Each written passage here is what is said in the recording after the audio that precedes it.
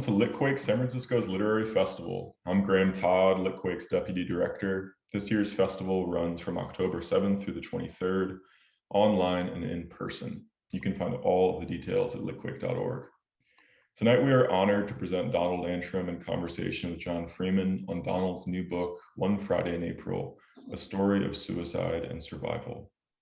Before we get to that, a few quick orders of business.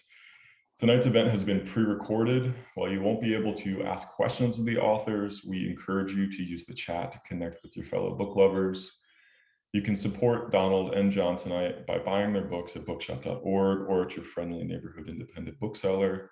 And we also ask for your support of the Litquake Foundation to allow us to bring you these events largely for free. It's a precarious time for artists and arts nonprofits. And if you believe in keeping literature a key component of the Bay Area's cultural landscape, please consider dropping us a few dollars if you haven't done so already. Every little bit helps. We accept donations on Venmo at Litquake or directly at litquake.org/donate. Don't forget to follow Litquake on social media and our newsletter for the latest updates. And after tonight's show ends, a little window is going to pop up with a survey. Please fill this survey out. These are essential to Litquake's fundraising efforts. So let's get on with the show.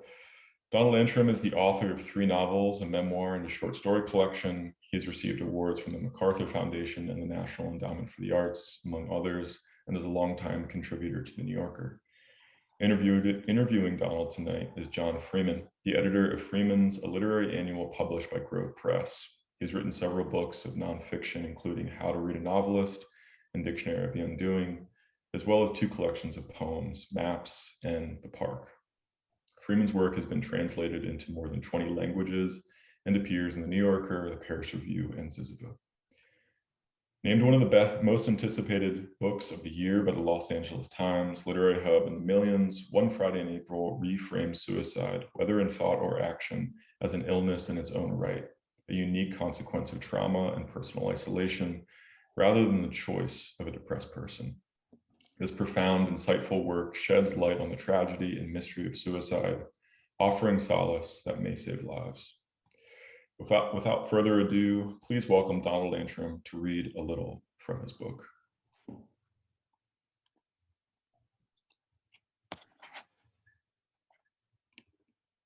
One Friday in April 2006, I spent the afternoon and evening pacing the roof of my apartment building in Brooklyn, climbing down the fire escape ladder and hanging by my hands from the railing, then climbing back up with sore palms and lying on the roof in a ball, or stretched out on my back or on my stomach, maybe peering surreptitiously over the roof ledge. The roof is painted silver. The building is 4 stories tall. A group of my friends, each of whom had been on the phone with me, one after the other, all through the morning when I'd been alone and dialing wildly, had got busy calling each other. Janice owned a car, and she and Nikki were coming across the bridge from Manhattan, but there was traffic, and no one knew where I was. From the roof, the world seemed to scream. I heard sirens, police, ambulance, and fire. What agency would come for me? A helicopter was flying overhead and circling back. The woman I'd just run from, the woman who had rushed over ahead of the others, who had been with me downstairs in my apartment, my partner then, Reagan, thought I'd gone to the street. We had been fighting over something I'd done. I'd hurt her, and we were both in anguish. She spoke harshly, and I ran away to die and end her burden. She charged after me, but the wrong way, down instead of up, out the front door of the building and toward the avenue. The sun was setting, and the sky over New Jersey was orange, and I was in my socks shivering. I was afraid for my life. I didn't know why I had to fall from the roof, why that was mine to do. When telling the story of my illness, I try not to speak about depression. I prefer to call it suicide. The American novelist William Styron, in his memoir Darkness Visible, a memoir of madness, argues that the word depression is inadequate to describe this illness, and I agree. A depression is a concavity, a sloping downward and a return. Suicide, in my experience, is not that. I believe that suicide is a natural history, a disease process, not an act or a choice, a decision or a wish. I do not understand suicide as a response to pain or as a message to the living, or not only as those things. I do not think of suicide as the act, the death, the fall from a height, or the trigger pull. I see it as a long illness, an illness with origins in trauma and isolation, in deprivation of touch, in violence and neglect, in the loss of home and belonging. It is a disease of the body and the brain, if you make that distinction, but its etiology, its beginning, whether in early or later life, in the family or beyond, is social in nature. I see suicide as a social disease. I will refer to suicide, not depression. My sickness lasted years. It continued after that Friday on the roof and went on for more than a decade through long hospitalizations and more than 50 rounds of electroconvulsive therapy, once known as shock therapy. It lasted through a decade of recovery, relapse, and recovery. Those times seem far removed, though they can also feel recent in memory. Up on the roof, I felt as if I had been dying all my life. I felt that it had begun when I was a little child.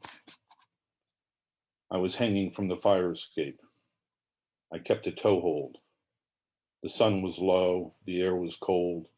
I was wearing socks but no shoes, and my palms were scraped and beginning to blister from my letting go a little, one hand at a time, falling out at an angle, sideways or backwards, then grabbing free fast for the rail and clutching tight. I gazed down at the concrete patio and the chain link fence surrounding the backyard. The yard was inaccessible, small, and neglected. My apartment is on the third floor, and windows in my kitchen and bedroom overlook it, though you'd have to stick your head out to see much. I'd never looked at the yard for more than a minute or heard anyone in it. Below me was the small patio area littered with trash and an outdoor stairwell leading to the locked basement and the boiler. The rest was hard ground. Since that time, since 2006, new people, a family, have moved into the first floor apartment, and they've replaced the old chain link fence with one made of wood and put in a barbecue and a picnic table. I can hear their children when it's warm out, along with, on school days, even in the cold winter months, other children, neighborhood kids playing and screaming up on the rooftop of the private school a few doors down the street. Recess was over, school was out, night was falling. I had no children. I held onto the railing. It was less dizzying to look down than up. Clouds blew across the sky. Here and there, I could see people having after-work cocktails or on private decks, on neighboring roofs. It was the beginning of a spring weekend. Now, remembering that day, I wonder what those people might have thought of the man scrambling from fire escape to rooftop and back, letting go with one hand, flopping down on his belly to crane over the edge. Did they imagine that he was doing work, maintenance or repair, some job they couldn't clearly make out? If they had known the man's troubles, had known the man, would they have understood that he was about to die? Or would they have imagined that he was trying to live?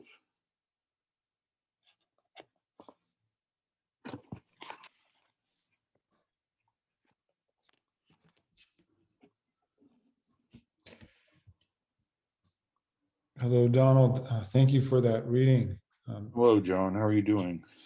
I'm I'm I'm well. It's really good to see you. You too. And I want to thank you for writing this book. It's a very accurate description of a season in hell. Um, and you use that word hell at some point Yeah. in describing the experience. And I wonder if we could begin just by talking about some of the challenges that one faces in writing about suicide, which has been slightly deformed in the public imagination by misdefinition. And you in that brief reading, explain what you mean by suicide rather than depression, but you also, over the course of this book, look at words like asylum, at hospital, later on at the word mind. what needs to be rescued from the language in order to portray an experience like yours accurately?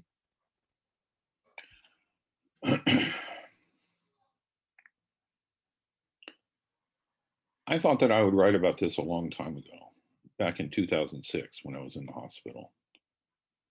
Not because it would be an opportunity, but because I just would, you know.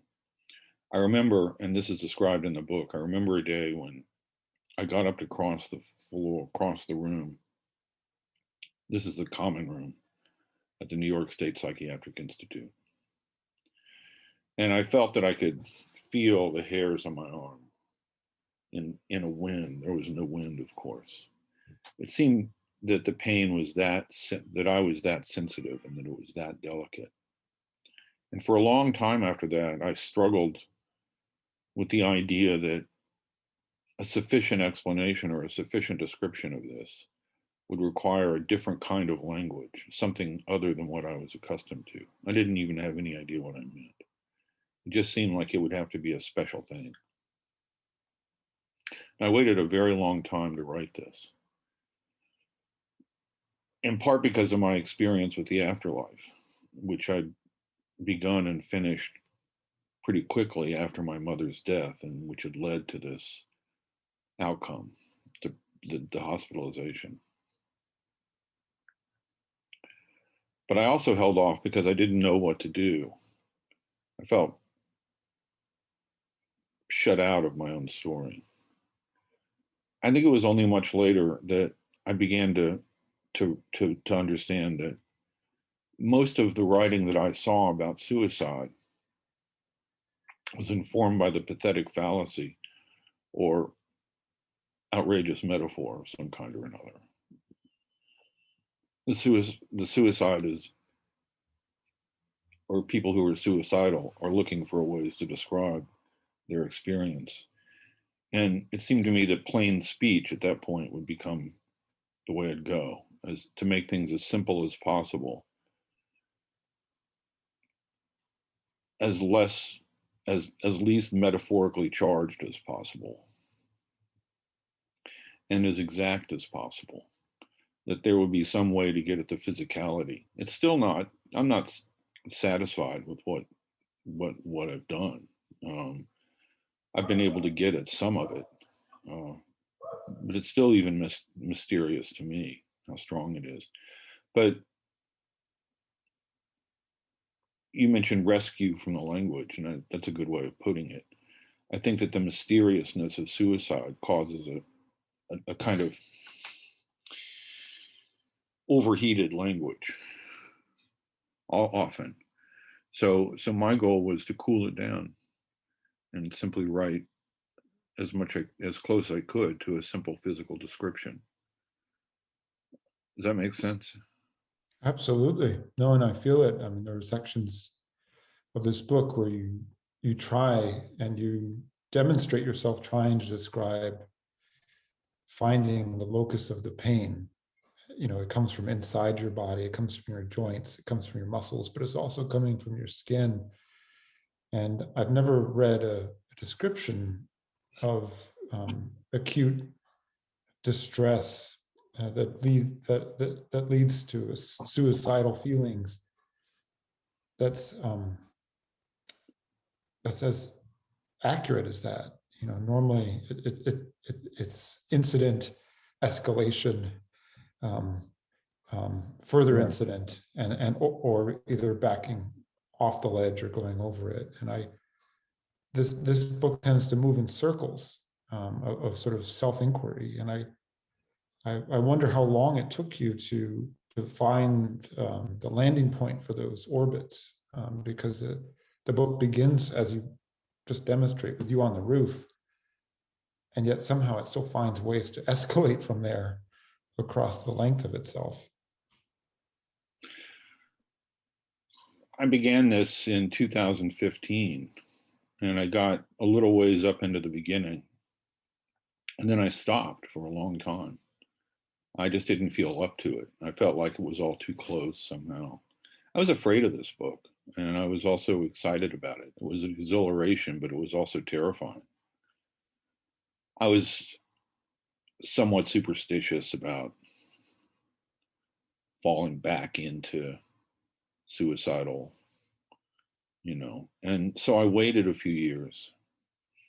But I never stopped thinking about it, and if you saw me during those days, I would collar you and begin going on and on and on about my thoughts about suicide. I scared some people doing that. They thought I was talking about suicide now, or something I was going to do. But the form emerged over time. It took a long time to do. And the idea was that I would somehow tell the story through my own experience, even as a child, going all the way back. So, yeah, I'd say just gradually it came clear, and in the writing, what. Yeah, those memories that you describe as a child, sort of crushing yourself to the carpet when your father was about to leave, a memory of something that happened with your uncle, Right. Which you previously, I think that also appears in the afterlife. In the afterlife, yes, it does. The interesting thing about your use of these memories in this book is that they're not interpreted. They're sort of touched on, and they're part of the kind of orbit of the book, but they're not moments that you address, take meaning from, and then yoke that meaning forward. In fact, it seems quite the opposite. It seems like you go to these memories and the experience of suicide becomes more mysterious, deeper, richer, but more mysterious as a result of how you're addressing these memories. And I wonder if some of that emerges from a different kind of writing about memory than you were doing in the afterlife. That you're addressing memory as a fallible narrator rather than a narrator that can be believed. In the afterlife, I think I was more insecure and more intent on interpreting my own story as it went along. I remember in a section of it in the middle, I remember writing that because I felt guilty. I felt guilty about what I was doing. I felt guilty about writing about my mother. And I remember writing a paragraph stating that in spite of the fact that I had this position, or in spite of the fact that these things happened in my life or with her, the events of the book and my life, that I loved her. And Deborah Treisman, my editor at the New Yorker, cut that paragraph. We were going to publish that section there. And she said, "You don't need to tell us that. You don't need to interpret that. You don't need to tell us that you loved your mother. We know that from the fact that you're writing the book." And I've just taken that as guidance ever since. I just stayed away from interpreting my own stories, thinking that the interpretation would be in later life, in the suicidal period, is somehow or another the interpretation for all of the childhood events that I describe. To give them kind of equal weight. In other words, to say the disease comes from here, but I'm really focused on the physicality of the disease. It's really what I want to get at is the experience. So all those old stories are in support of that. But I'm not interpreting each one as it goes along. So that's a major difference. I don't know if that's what you're getting at, but that's a big difference between the afterlife and this book. And I see it as a kind of insecurity in the afterlife. Well, you're writing towards another person in the afterlife, in terms of your mother, and you're grappling with her and, right. and her memory. And in this, you're grappling with your body, which is revolting against you in a way. And after this section you just read, your friend, your girlfriend at the time, and your friend come over, and you drive off to the hospital, and it begins a series of interactions with healthcare professionals, hospitals, and people in the hospital with you. And in a very much more old time version of this story, you would meet a zany group of also struggling people in that hospital who would help each other and come together, and we would get hope and a happy ending. And you've managed to write about the people that were in there with you without betraying the isolation that you felt and from each other. As in, it seems like you were helpful to each other, but to a point. And I wonder if you, in reading other books about hospitalizations due to suicidal attempts or feelings, if you had any kind of things you wanted to not do when it comes to describing how the experience is shared once you're in a facility together. Well, one thing I didn't want to do was make myself out to be the sane one in the room full of crazy people. That's a classic narrative. The person who's been imprisoned, who's finally been caught. I was there of my own doing. And initially I had a horror of being there. I had a horror of being identified with the other patients or becoming another patient in the way that I saw. I think that's in that I write toward that in the book a little bit. That business, that problem of becoming part of a community that you don't want to be in. Will I have to come back to the hospital like so many of my fellow patients? Will I be in and out? How long will this take? Will this take years? Will I ever be done with it? I think I was thinking too about the privacy of the other patients. I've changed details and changed names, but the real story wasn't in those relationships for the most part. We did kind of drift in and out of each other's awareness most of the time. I made friends with a couple of people in the hospitals, but even that, it's a particularly stilted kind of friendship. You're in treatment, but I didn't really envision a hospital story in that way, in the way that you're mentioning. I didn't see it that way, and I didn't really have that experience of ganging up with a crew in the hospital. So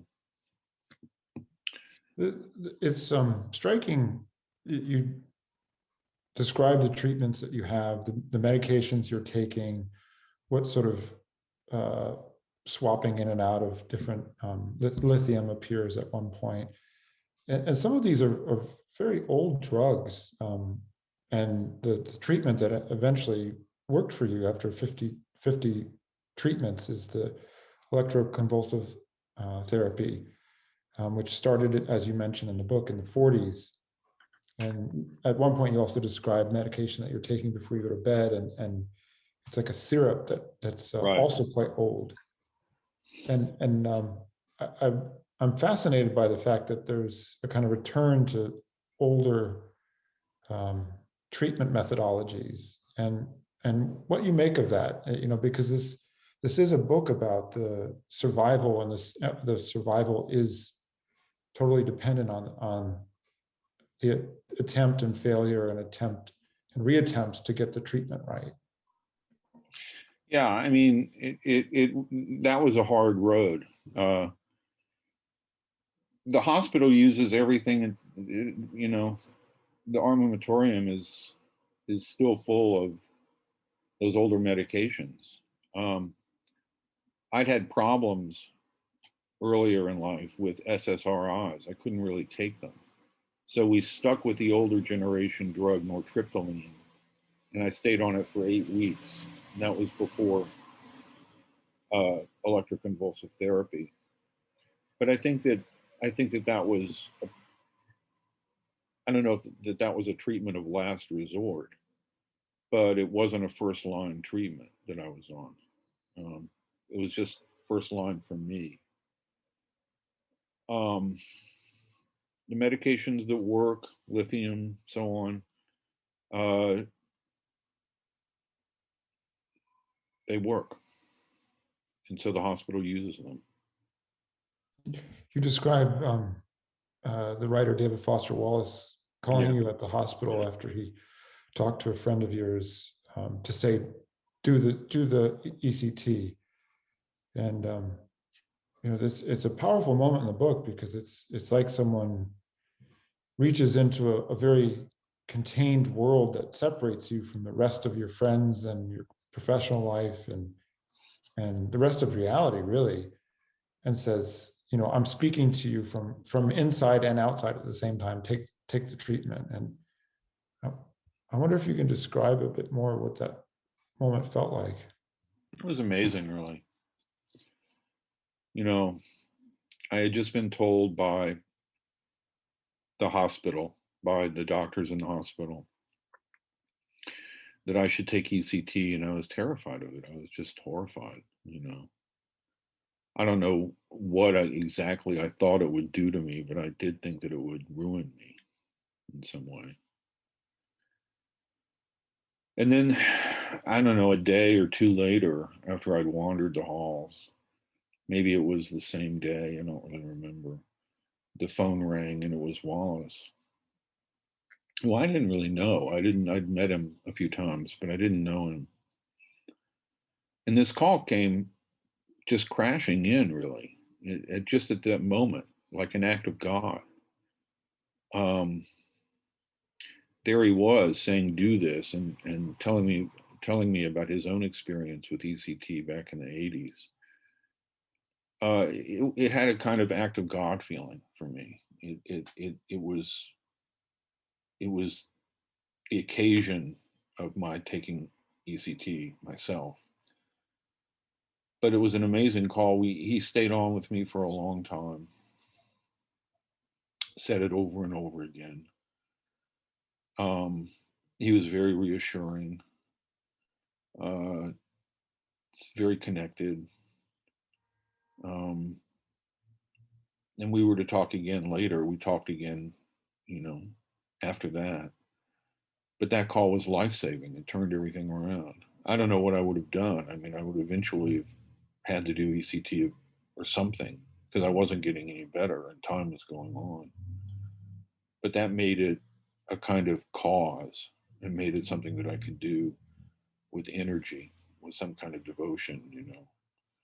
So I was able then to immediately go to the doctors and say, let's do this.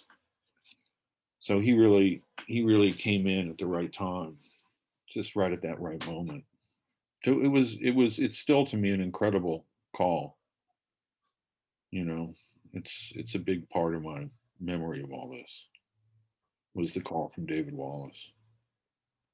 This book, as it progresses, it sort of breaks the wall between the reader and you. You begin to address the reader directly, speaking to them as you, or sometimes you speak in the second person when you describe. Right. When you describe the first ECT treatment, you do it in second person, and it progresses until the very end of the book when you're speaking in a kind of collective third person, and it's like you're making a similar call to the reader. Have you ever felt this way? Have you ever? And I wonder if some of your desire to do that is based on having had it done for you when someone, if not Wallace and other people who you name throughout the book, who kind of stepped in to help you throughout this very, very, very difficult period. And if you're sort of trying to do the opposite back through the page of a book. Absolutely. I wanted to reach people who are in trouble if I could. That's one reason why the book is short. so that it can be held and read in a shorter amount of time by somebody who might need or want to read this.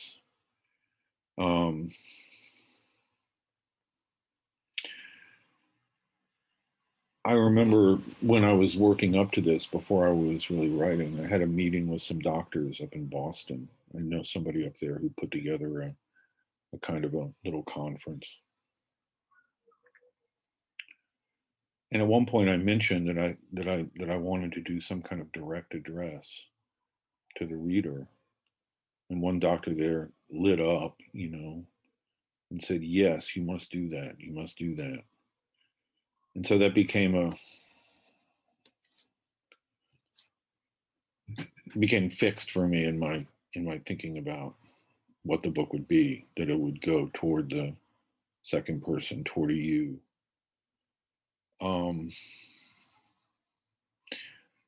I guess it works. I think it works in the book. But it definitely wanted to pass on some of myself in that way, pass on what Wallace had done. Absolutely, absolutely. I wanted to just send it down the line in that way.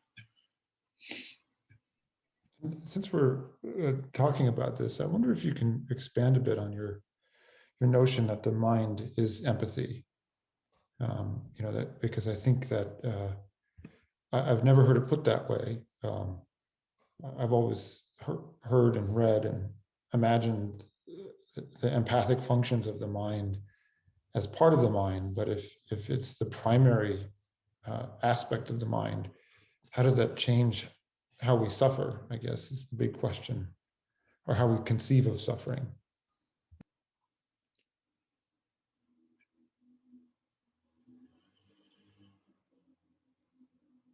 I'm not sure I know even entirely what I mean by that.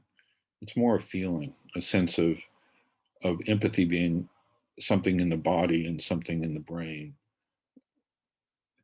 That when we function socially through empathy, that we're connected, that we're in a state of mindfulness in a way. That's how I mean it. That mind is connected to society and connected to our connections. That it's a way of saying we exist in relation to each other. And in isolation, we begin to get sick and fall away. I think that's all I really meant. This book was describing a period when you, I used to run into you at parties when I was in New York more, and I read The Afterlife, which I think is a brilliant, and I reviewed it when it came out, and it would have been the furthest thing from my mind to imagine you in the situation that you were in. And it's very sobering as a reader of another writer's work to realize that that the person you encounter on the page is a person from another time ago, on occasion. And one of the things that you describe in the book is how writing the Afterlife triggered some aspects of this experience. And certainly this book was probably a very, very difficult lift for anybody, but especially considering that the Afterlife had preceded this experience. Are there things that you've done preparing for this book to come out that you're prepared to talk about, or that you would share with others, or other writers who are out there possibly listening, thinking, God, I don't know if I can go through the experience of living through talking about this publicly. You mean other people, their own stories? Yes.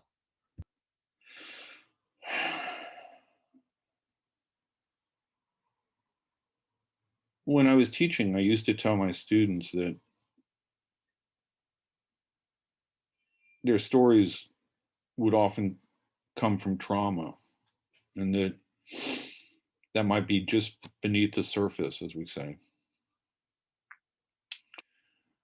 but that they wouldn't hurt anybody else or themselves necessarily. They didn't have to hurt themselves by telling the stories.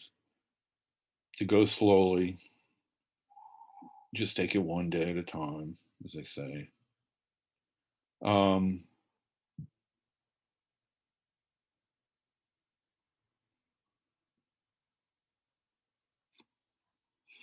I don't really know how to answer the question. I mean,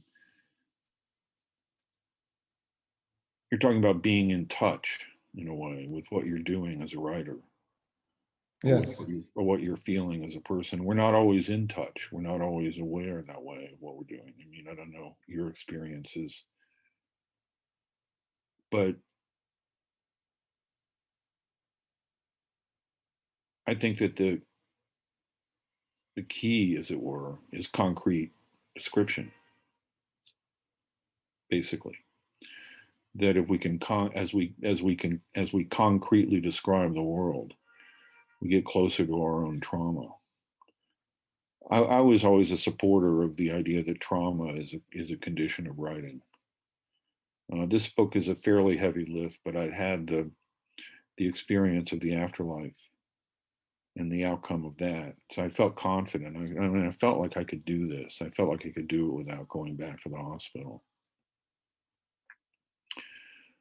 But and I think that's something that I learned from Deborah Treisman, from years of working with Deborah Treisman. You know, that example of taking out the paragraph in which I wail out about how I actually love my mother, in spite of the fact that I'm writing all this that seems to be against her. And it was a real surprise to me to me too, that I fell into suicide after that book. I'd been anxious writing it, but I'd been okay. But I felt that I'd betrayed her. And I think often enough, writers feel that they're betraying those around them, either family members or partners or someone. So I guess I would say forge ahead, write concretely, um, take your time, but don't be too afraid of the trauma that appears as you write, of the because that's it. That's where we're coming from.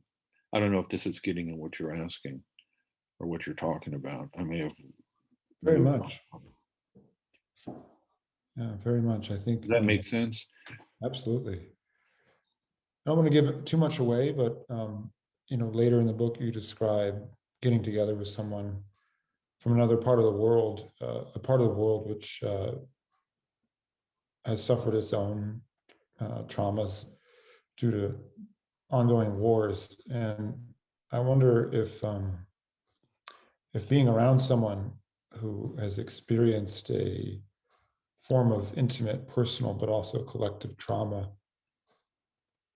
made it easier to deal with this, if not easier, then more possible, because maybe there was less shame involved in it.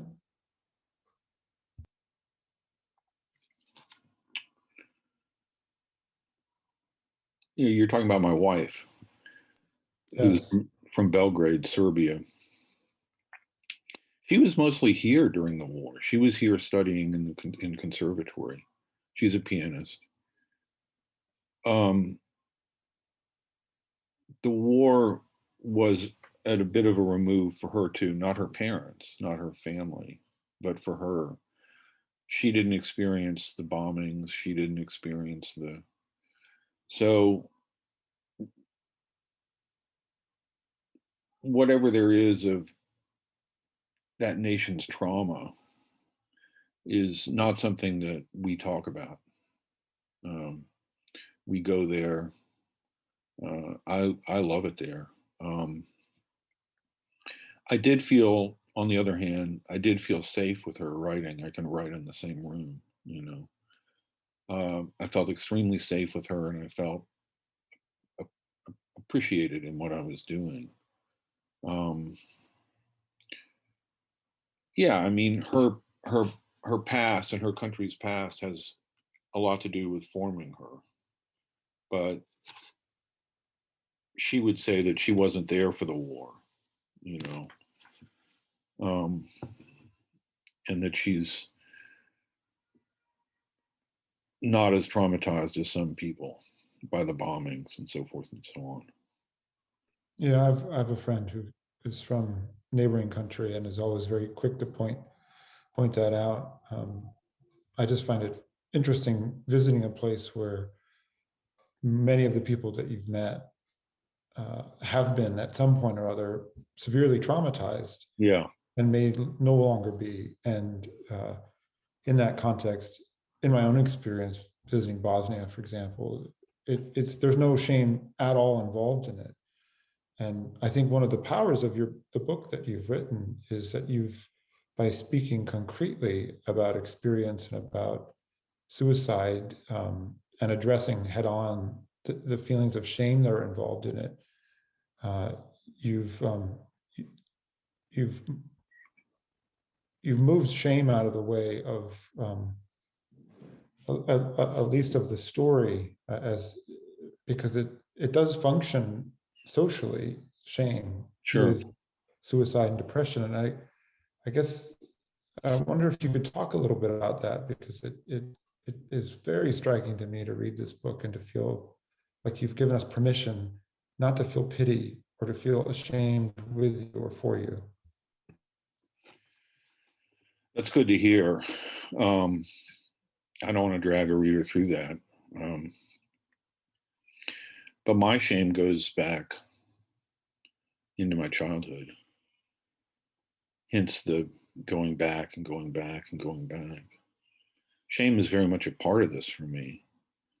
It was very much a part of the initial depression and then the really bad days that followed. On the other hand, in that kind of sickness, shame is distorted like everything else. I mean, we're not really speaking objectively, speaking clearly. When we're that sick, we're not rational, we're sick. So shame took on a new kind of power in a way. But some of that may be in the writing. If the writing is working, if concrete description is working, then if it's successful at all, then we get the competency of the author, and we don't worry for the author, we worry with the author. And that's what I wanted to achieve, it would be not to contaminate the reader's life with this book, but to do what you're saying. So really, it's a writing job. It's a matter of technical proficiency in just keeping this thing simple and clear. I think if I were to have gone on and on about my shame too much, it would have become a bit murky and got into the territory that Deborah Treisman was talking about when she cut that paragraph about love. Yeah, I want to thank you guys both for taking the time today. Thank you, John. Oh, you're welcome. I really love this book. Thank you.